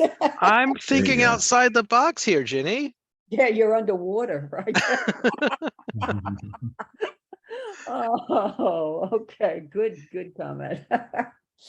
Oh, mosquito heaven. No, okay. That's it. Did I answer your question, Rebecca? Or we need a process. We don't have it. And I'm saying, if you guys have ideas, I'm just throwing out some, but I've just had it with this ridiculous, every year, 500, $500,000 in a budget to just do same old. Can we do better? I hope so. So Jenny, I have on the 4th of July bike corral, Yeah. we collected a sign that people signed off on. It said, "Thank you, CA, for supporting us for this bike corral." Mm-hmm. And I've been trying to, I had a wedding and I had to go to a funeral, but I've been trying to do for the speak out. I think I'm going to try to do it this Thursday and just present that to CA. I'll just bring that and say thank you and say a little bit about the bike corral on the 4th of July. So just a You have to heads up. Sign up by tomorrow, I'll do it Yeah. tomorrow. just so Yeah. you know. And lots of luck, because from what I'm hearing, there's going to be a lot of residents and watershed committee members on both sides of the Lake Elkhorn issue that'll be signed up. So Oh, the other thing, if you want, I can just, you could write a statement. I can give it to the staff. So it's up to you. I'll do it next. If it doesn't work this time, I'll do it next. Yeah. It's been so long. I can always do it next time. So And you want to say in that thing that this was your idea and Rebecca's. You were the ones that started this. I mean, there was no bike corral July 4th until you two created the whole concept and fought for it and put a lot of time and effort and sweat into it. I remember you went up to Hagerstown to pick up God knows what. the bike racks. Yeah. Yeah, stuff like that. I mean, That was in with Rebecca's trailer behind her Tesla. That was an experience.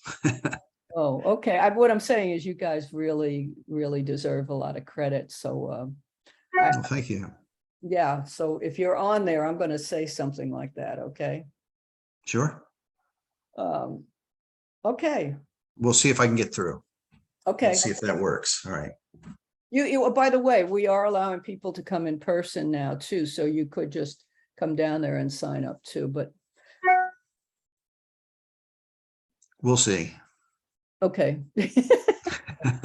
I don't blame you. Okay. All right. Thank you, guys. Anything else?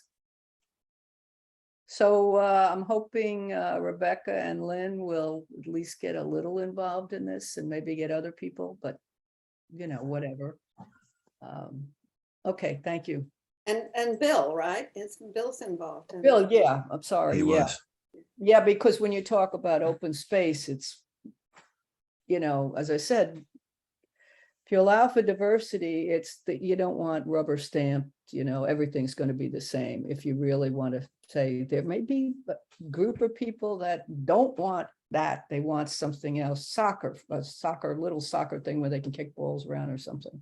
Nice to have a variety of things and encourage people to walk between them and do different activities in different play areas. No, that's a good idea. And then if you mapped them so they knew if we had it on a website, and if the website was user friendly and blah, blah, blah. Okay. Easy to searchable. Okay.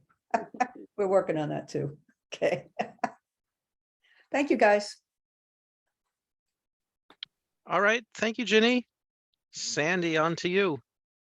I will be quick, and then I'm just going to quickly turn it over to Brigida.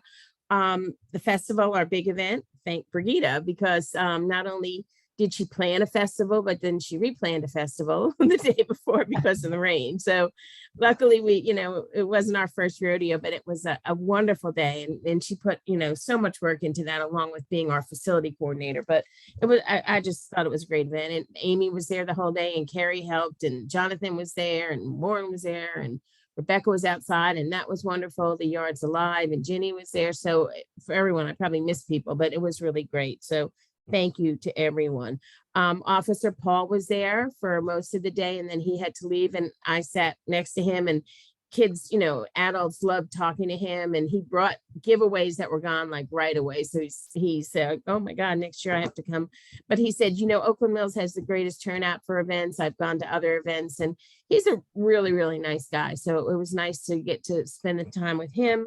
Thanking County Executive Ball for showing up and being there to open kind of the day and reading a resolution, and thank Opal Jones and his team, Ashley and Michael, for sending over a resolution. Opal had another obligation and wasn't able to attend, so that was really nice. So I thank them. Other than that, now turn over to Brigida. We're starting to look at holiday events, and that's going on. Are you just waving, Warren, or what? Did you have a hand raised? What? No, I'm just waving to. Oh, hi. No, you were waving too. Anyway, so Brigida, who is, as you know, she's right here, our facility coordinator and our event coordinator. So turning my 5 minutes to her, or 2.5 minutes. 2.5 minutes. Mhm. So yeah, the festival, I wasn't quite sure what to expect with the weather. You know, every once in a while we have to throw some bad weather into the mix and make life a little more exciting. But I don't know if it was because other events ended up getting canceled. I don't know, but we had a really great turnout. The vendors said they all had great days. They all want to come back. The food trucks said that they had really successful days. Just a really, I have to say, it was probably one of the easiest festivals, even though it did have to, you know, make adjustments. It was one of the easiest. Everybody was just so cooperative and just so willing to work with everybody. And then of course we had great volunteers. We had some from the high school, we had the Girl Scouts, and then a lot of people from the office helped out, as Sandy said, and it just really went smoothly. I really couldn't have asked for a better day. And I think that one of the greatest things about our events is that they happen and then people talk about them, and then they get bigger, and then those people talk about them. And so like one of the women who works as a weekend facility assistant, Fumi, she said, I didn't even know this festival existed. And I said, well, we advertise it, but you know, I think there's so many things that go on. A lot of times it gets lost in the weeds. But she said, well, I'm going to tell all my friends about it. And it's just such a great day. You know, it's so much fun. And she was there all day and she had a wonderful time. So you know, it might be something to look into to see where she's kind of that 25 to 35 age group. So that might be a group that, you know, I might ask her next year, how do I target your age group, if, you know, to let them know this is going on. But it was a really great day. The musicians all were wonderful. We introduced the new band Slick Hampton, who we will definitely have back. I don't know if you guys got a chance to listen to them, but they were really great and really fit into the whole atmosphere. So now that we're through the festival, of course, we are looking at our holiday events. So we've decided that Sandy and I talked today and then had some kind of a brainstorming session with Karina, and who has a young daughter herself, and Harry, about maybe what some changes we could make to Breakfast with Santa, just since it's after COVID, everybody's comfortable, things like that. So we've come up with some ideas. So today I went basically through and did a budget to see, you know, if we made these adjustments, how much would it be a difference as far as how much we spend for Breakfast with Santa. And then I also looked into our holiday lights show that we had last year. We're definitely going to have that again this coming year. So I looked at what we needed for that, and so that was exciting. Hopefully I'll have information out to the community, if not by the end of this week, by the end of next week. So because of course November's right around the corner and people will be looking to fill up their holiday event calendar. So thank you everybody who came to the festival, and be on the lookout for our holiday events that will, like I said, should be coming up no later than next week. I should have something out about them. Well, I was going to save this for bulletin board, but since you're talking about it now, we didn't have a great turnout because other things were canceled or there was nothing else to do. It's because the festival is great every year and people come to it and then they want to come back and then they tell their friends and their friends come. And, you know, people come from all over, you know, because it's not just people from Oakland Mills. People from Allview are always there. People from Owen Brown are always there. People from all over the county end up turning up for it year after year. They came from Eldersburg. Wow. Elk No, it's Ridge. great. It's really great. Well, and I have to say, and I give a lot of credit for the different groups that were there. And one of a fun addition, and I liked their placement, it just really worked out, was the Yards Alive. I noticed you guys were always popping out there. And I did feel That like, was great. at first I wasn't sure how it was going to work out, but I really felt like having those tents out front and then people would take care of what they wanted to out there, and then they kind of came in and checked out what was going on inside. So it's like one of those days where everything kind of falls into place, even when you're not sure that it will. And you always think you have everything organized down to the nth degree, and then you realize, oh wait, no, I missed that. But it really did fall into place. And I have to tell you a funny story that, though I don't know if any of you visited Michael Anderson's table. It was homemade from the heart. He had cookies and muffins. Well, he actually left early because he sold out of everything he made.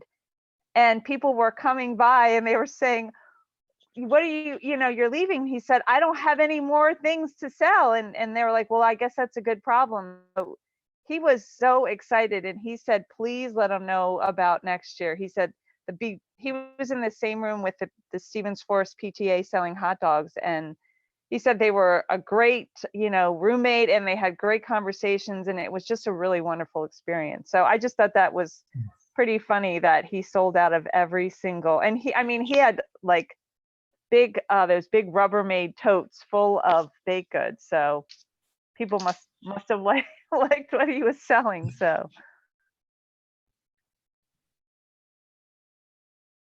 I had one of his chocolate chip cookies. They were really good. I mean, I'm glad he sold out, because that would have been dangerous if he had stuff left at the end. You just had one? I just had one.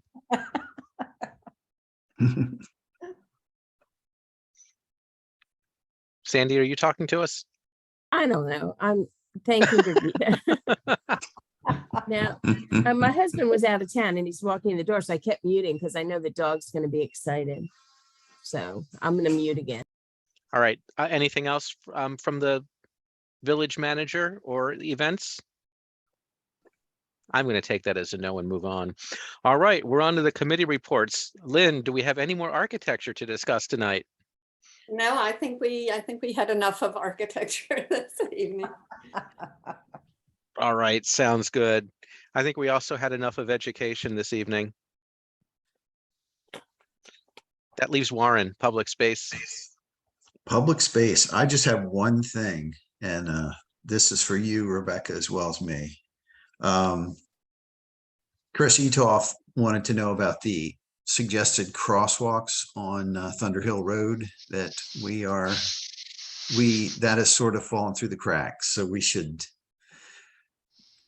work on that. I'm on it. Well, let me know. I can help out. I was just going to send a Facebook message out to the Thunder Hill group asking. I've done my own reconnaissance, so we could talk about it. I don't know if that should be a public space meeting thing, or It can be. or just you and me. Either way. We can do public space. That's next week. So that'd be good. So speaking of that, I hate to beat a dead horse, but maybe it's not dead, because when you brought that up last time, Rebecca, I asked about the south end of Thunder Hill, and you thought they probably have enough. So after this accident on Stevens Forest crash, I like using Warren's the crash on Stevens Forest. Someone in the Stevens Forest group said, what about the south side of Thunder Hill? There aren't enough places to cross. So I took a look. So there's the crosswalk at 175 by the Walgreens. And then I don't believe there's another one till you get way down to Whiteacre by Talbot Springs Elementary. There's no crosswalk at Sohap, and there are no crosswalks, for the quadruplexes or the townhomes on either side of Thunder Hill Road. So You're right. if we're looking at Thunder Hill Road, can we just take a look at the south end too? Because I actually clocked the distance and I forgot the distance, but it's not an insignificant distance not to have a way to cross the road. Well, after we talked, I did look, and I agree with you. There definitely needs to be more. But this project started because this side of Thunder Hill, what did you call that? The south side, the north side That's of the Thunder north Hill side. is getting repaved, and that's why this started opening up, because we had that whole presentation about having no parking, and that didn't work out, and so then we're still trying to work on ways to make it safer. And when they're doing the repaving, they can put the crosswalks in easy enough. So that's why we were focused on this side. also I have access to Thunderhill residents much easier Yeah, than there's Southside not, Thunderhill the residents. other side is tricky because part of it is so wide, it could be really dangerous. But up by Sohap where there's a four-way stop, that seems like the most I know, logical I don't know place. why there With isn't the one park there. That there, yeah. Mhm, it doesn't make mhm. any sense. I think Yeah. because Because there's down the up under until tunnel. there, it's very wide and I think it could be dangerous. But at that four-way stop, I think it could be a safe crosswalk. I think there's probably not one. Well, I mean, There's there's a probably not tunnel one right because there. nobody asked, but yes, because there's a tunnel there. But Yeah, definitely, but that doesn't mean there shouldn't be a crosswalk up there because not everybody's going to walk way out of their way to cross the underneath with the tunnel. So Right. Right, that's I fair. use that a lot. Sometimes I'll go across because I don't want to go through the tunnel. I want to Right. go to say Yeah. the drugstore. So I want to cross the street and Mhm. it's just not there. And it's not always safe. Sure. So there's definitely spaces for improvement over there. So right now I'm focused on North Thunderhill because that's where they're repaving, but maybe we can ask Chris when they're going to repave that part and then we can make sure we're ready for that. Yeah, because even if they map out where they can go the next time they come down and lay down lines or something, at least we're not starting from nothing. There could be a plan to be executed later. Sure. And I don't know if they put crosswalks. I mean, I'm sure they do crosswalks without repaving too. Like I said, this just started because of the Mhm. repaving, but that doesn't mean they can't put crosswalks in when they're not repaving. So Right. let's find out when they are going to repave or when it's on the schedule, and then we Great. will. Thank you. That's a good suggestion, Jonathan. That's it. All right. Thank you, Warren. Then we are onto the bulletin board. It's not too late. Amy, anything from the office? Nope. Okay. Sandy, anything else? Yeah, just quickly on the Thunderhill Facebook page, they were saying that the halal market is not having as good a business as they would like. So if any of you are around, stop in, talking about it with your neighbors. I think they'd appreciate it. So just on that, Amy loves to go up there and he'll cut up meat for you any way you want. And you can get all kinds of different cuts and you can order steaks. It takes a couple days to get them, but it's a really nice shop. Mhm. So just pass that along. All right. Thank you. Ginny? No, thank you. Okay. Rebecca? Just thank you, Brigida and Sandy, for setting us up at the Fall Festival for Yards Alive. Brigida, you said you were impressed at how many people were there, but you give people free things and they tend to congregate. So we gave away, Megan and I were trying to count, we gave away probably about 1,000 plants over the course of the day. And this time we did not leave with any. Last time we sent a few of the extras home with Bob Marietta for use at the community college, but we didn't have any extras this time. So Actually, Brigida, I tried giving away the flowers there because I was, trying to get some help with how to advise people because I don't know any of this stuff. And I was saying to Rebecca, those flowers aren't moving. And I realized they were your flower plants. Start digging them up. Sorry about that. Luckily, Rebecca looked at me like, oh, God. No, it was great. And I forgot to thank CA, Renee and his crew. We could not have the festival without them. They're just the most wonderful human beings around. I thanked them when Frank came up and brought the cones and said, yeah, Renee Ordonez and his crew, they're amazing. Yeah. I thought that was really helpful. It worked out beautifully. Mm-hmm. And the bowls planting is finally done. So if you want to go take a look at obviously everything's baby plants. So tell them that if they want to get paid back to let me know. Oh, they haven't done that. What do you know about what was the other one? I can't even remember now. Yeah, they did. Okay. Yeah, I reimbursed them, but I haven't heard Okay. anything from the bowl. But not the bowl. All right, I'll ask them.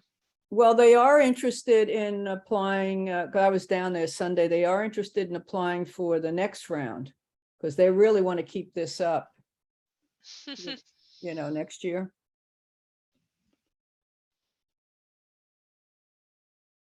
Okay, I'll remind them to submit their receipts.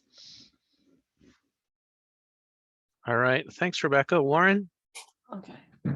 The only thing I did is while during a slow part of this meeting, I ordered Robert's rules so that I would be a little bit more up to speed. Amy, you didn't- inspired me. We You don't didn't have to do slow that. parts. I want OMCA to buy them for So us. now you're the parliamentarian, Warren. Uh-oh. There we go. You want the latest edition, right? Well, I just got what was in the library, so I'll be able to pick it up there. Oh. All right, They thanks, have, Warren. they have Sure. simplified versions too, if you want that. Oh, that's probably what I Robert's want. Rules for Dummies. Get me Robert's. that one. Well, that's what I was thinking, an abbreviated one, because the board member's not gonna want that humongous thick one. Amy can have that, but I think there should, I would pay for the subscription. There should be a Robert's Rules chat bot where you just go online to the Oh, chat yeah. bot, you put in your situation as it's happening, and it gives you the answer. yeah, Well, you know, That's they have funny. lawyers that actually specialize in it. Mhm. that costs So- money, Oof. more than a book. Yeah, Yeah. get somebody on retainer. What'd you do? $500 an hour, right? Yeah, Jesus. All right, Lynn. no, nothing. Okay. I already said my piece on the festival. So one thing, sorry, I missed this email I got yesterday. The 7-Eleven. So the amendment to the SDP was approved. We knew that, and it's been filed. So sometime within the next 6 months, believe it or not, 6 months, we don't know when, the full site development plan will come before the planning board. And then, assuming approval, we go from there. So when they originally laid out the timeline, it sounded like it was, going to be a couple of year process before everything opened up. So, for anyone thinks that in Howard County development just gets rubber stamped and fast tracked and happens, not necessarily. Yeah. There is a process, and it takes some time. So if anyone's asking you what's going on with that lot, when are we going to see the 7-Eleven? It has to go through the full process, and it could be another 6 months before the full site development plan comes before the planning board. Oof. And that's all I have. So thank you very much. Thank you, everyone, for bearing with the unexpected late start to the meeting and sticking with us to the end. And we are going to adjourn.